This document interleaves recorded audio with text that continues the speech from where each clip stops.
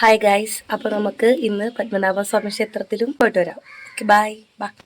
അങ്ങനെ ഞങ്ങൾ രാവിലെ തന്നെ റെഡിയായിട്ട് ഇറങ്ങി. അച്ഛനായിരുന്നു നമ്മളെ റെയിൽവേ സ്റ്റേഷനിലോട്ട് ആക്കിയത്.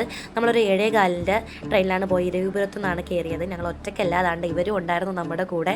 ഇതെൻ്റെ ഡാൻസ് ക്ലാസ്സിലുള്ള 2 കുട്ടികളും അവരുടെ പേരൻസുമാണ്. അപ്പോൾ അവരുമായിട്ടാണ് നമ്മളിന്ന് പത്മനാഭസ്വാമി ക്ഷേത്രത്തിൽ പോയത്. ഇരവിപുരത്തു നിന്നാണ് കയറിയത്, ഞാൻ പറഞ്ഞായിരുന്നല്ലോ.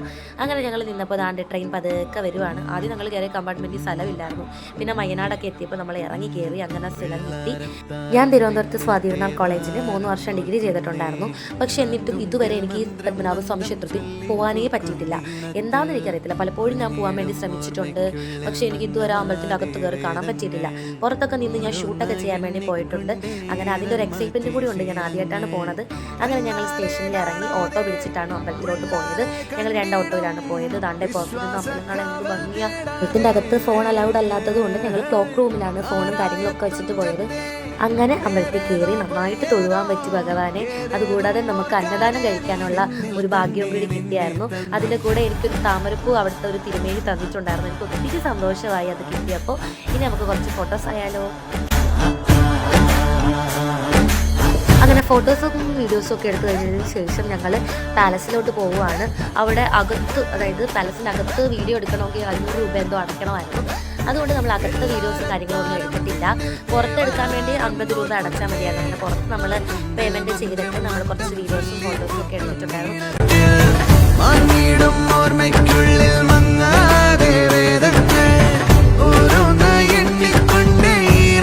അങ്ങനെ ഞങ്ങൾ എല്ലാവരും കൂടി കുറച്ച് വീഡിയോസും ഫോട്ടോസും ഒക്കെ പുറത്തുനിന്ന് എടുത്തിട്ടുണ്ടായിരുന്നു. ഞാൻ കറങ്ങിയും ചാടിയും ഒക്കെ വീഡിയോ എടുത്തിട്ടുണ്ട്.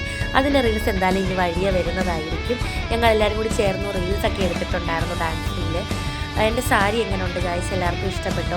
ഇതെൻ്റെ ഡാൻസ് ക്ലാസ്സിലെ ഇസ എന്ന് പറഞ്ഞൊരു കുട്ടി എനിക്ക് ഗിഫ്റ്റ് ചെയ്ത സാരിയാണ്. എനിക്ക് ഒരുപാട് ഇഷ്ടപ്പെട്ടു. എങ്ങനെയുണ്ട്, എനിക്ക് ചെയ്യുന്നുണ്ടോ ഇല്ലെന്ന് നിങ്ങൾ എന്തായാലും കമൻറ്റ് ചെയ്തേക്കണേ. അങ്ങനെ നമ്മുടെ യാത്രയൊക്കെ അടിപൊളിയായിരുന്നു. എന്തായാലും ഒത്തിരി ഇഷ്ടപ്പെട്ടു. അങ്ങനെ തിരിച്ചു വരുന്ന വഴിയിലാണ് നമ്മൾ അവിടുത്തെ കുളവും കാര്യങ്ങളും ഒക്കെ ഒന്ന്. അങ്ങനെ നമ്മൾ പെട്ടെന്ന് തന്നെ തിരിച്ചു റെയിൽവേ സ്റ്റേഷനിൽ എത്തി. തിരിച്ചു വരാനായിട്ട് നമ്മൾ ഇറങ്ങിയപ്പോൾ തന്നെ അത്യാവശ്യം ഉച്ച കഴിഞ്ഞിട്ടുണ്ടായിരുന്നു.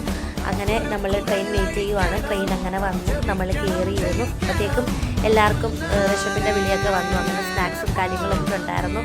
അങ്ങനെ കൊച്ചു പിള്ളേരൊക്കെ ഉറക്കമായി. ഗൗരിയും ശ്രീയുടെ അനിയനും ഒക്കെ ഉറക്കമായിരുന്നു. പിന്നെ ഞാൻ കുറച്ച് നേരം പുറത്തോട്ടൊക്കെ നോക്കി ഇങ്ങനെ കാറ്റൊക്കെ ആസ്വദിച്ചു. ആ സമയത്ത് നമ്മൾ ഇരവിപുരത്തെത്തി. അങ്ങനെ അപ്പം തന്നെ ട്രെയിൻ ചാടി ഇറങ്ങിയിട്ട് പേടിയായിരുന്നു. അയ്യോ, ഈ അമ്മ ഇറങ്ങി വരുമ്പോഴത്തേക്ക് ഒരു സമയമാവും, എന്നെ ട്രെയിൻ അങ്ങ് കൊണ്ടുപോകും. അങ്ങനെയാണ് ഞാൻ കൊല്ലത്ത് ഇറങ്ങേണ്ടി വരും. അങ്ങനെ പെട്ടെന്ന് തന്നെ എന്തായാലും ഇറങ്ങി ട്രെയിനൊക്കെ ചാറ്റ പറഞ്ഞു. നേരെ നമ്മളിങ്ങനെ വീട്ടിലോട്ടാണ് പോകുന്നത്. നല്ല ഒരു പരുവമായിട്ടുണ്ടായിരുന്നു. അങ്ങനെ ഓരോ ഓട്ടോ വിളിച്ച് നമ്മൾ വീട്ടിലോട്ട് പോവുകയാണ്. അങ്ങനെ ഗൗരിക്ക് ടാറ്റയൊക്കെ പറഞ്ഞ് നേരെ നമ്മൾ വീട്ടിലോട്ടാണ് എത്തിയത്. അപ്പോൾ നല്ല ടയേർഡായിട്ടുണ്ട്. നല്ല വെയിലൊക്കെ കൊണ്ടൊരു പരുവമായിട്ടുണ്ട്. എങ്ങനെയുണ്ട് ഗൈസ്? നിങ്ങൾക്ക് എൻ്റെ വീഡിയോ ഇഷ്ടപ്പെട്ട ലൈക്കും ഷെയറും കമൻറ്റും ഒക്കെ ചെയ്യണം. ഇനി അടുത്ത വീഡിയോയിൽ കാണാം. ബൈ.